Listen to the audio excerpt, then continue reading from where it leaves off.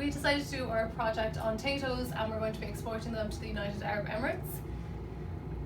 This is just a brief summary of what we're going to be covering during our presentation.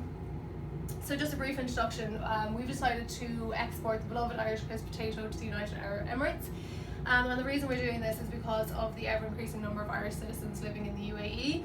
Also, Tayto's strongest competitor, Kyo's, is currently exporting to Dubai, so we believe it's time for Tayto to infiltrate that market. The biggest export from Ireland to the UAE is food, which just proves the feasibility of the venture as the distribution channels are already well established. And also the Arab-Irish Chamber of Commerce confirmed that Irish businesses sold 4.3 billion to the UAE in 2016, and they believe that this will grow to 9 billion within the next few years. Just here now we have a graph that shows in decreasing order the most popular places for Irish migrants to travel to. As you can see, the UAE is vastly more popular than any other country. So due to the number of Irish citizens and the fact that crisps are already very popular in the UAE, we believe that it's a very sensible venture for Tayto. So I'm going to be talking about the demographics of the UAE. So according to the World Bank, the UAE's population of 2018 stands at 9.543 million. And the UAE is a very diverse population, so only 10% are UAE nationals and the rest are expatriates. So the number of Irish people has increased over the last 5 years from 4,000 to 11,000 in the UAE. And as a result of this, Irish exports have increased by 25% to the UAE. So they have exported 361 million worth of Irish food to the UAE. And now with Brexit looming, the Irish are open to diversification, so they're hoping to intensify economic ties with the UAE. And the United Arab Chambers of Commerce believe that Irish exports will more than double in the next 15 years to reach almost 12 billion by 2031. And Borbia has been actively promoting Irish foods within the UAE, so hopefully we can partner with them to break into the UAE market successfully. So first of all, the United Emirates has a mixed free market economy, which means that there's room for private businesses like ours to grow. Its GDP last year was around 414 billion US dollars, so it is an economy that generates big value. Individually speaking, the GNI per capita was around $41,000. Adjusting it by purchasing parity power, we get $75,300. Comparing it to the US or Switzerland, which are big, healthy economies, it's higher, so customers there have high purchasing power. The last indicator we looked at was the Human Development Index, and the number is 0.863, which is not number one, but it's still a good number, and it still shows a high level of development, as we can see in the second table.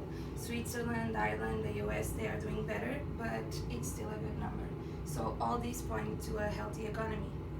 So I'm going to be discussing the international trade in the UAE. So the UAE has a mainly free market open system which attracts investment and foreign trade, and it opposes protectionism. So throughout the UAE there are more than 37 free trade zones, including trade zones in Dubai and Abu Dhabi. So the advantages of this obviously is that there's no corporate or personal income taxes, and there's exemptions from custom duties. Outside of the free trade zones then, if a company wants to come in from outside of the UAE, they must have a foreign sponsor, so they must have a UAE national sponsor, and their ownership is limited to 49%.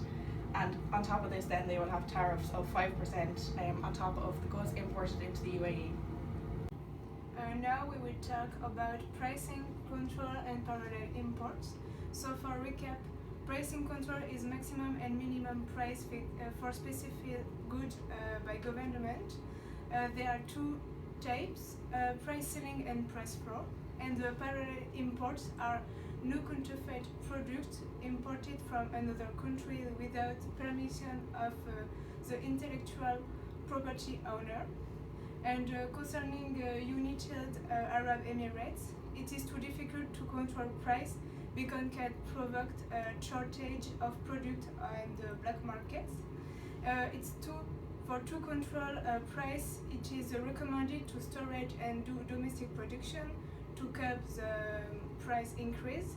and United Arab Emirates is among the top of countries that adopt the latest anti-piracy technique and to protect property rights thanks to the cooperation between those local and federal authorities.